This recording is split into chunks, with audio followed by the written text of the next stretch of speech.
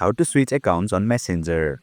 Hey there, welcome to Insightful Tutorials. Without further ado, let's get started. Open the Messenger app on your device. You will land on the chat section. Tap the menu tab available at the bottom. Then, you will see your current Messenger account at the top. Just below your account name, you will see the text Switch Profile. Tap on it. This will take you to the Switch Accounts page.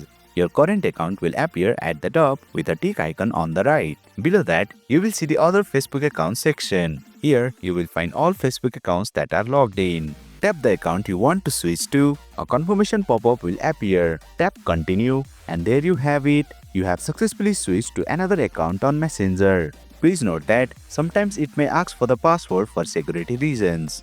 But if you have saved the password or switch accounts often, it won't ask and will switch in a single tap just like I showed. That's it for today's video. If you found this video insightful, please don't forget to hit the like button and make sure to subscribe to our channel for more insightful tutorials.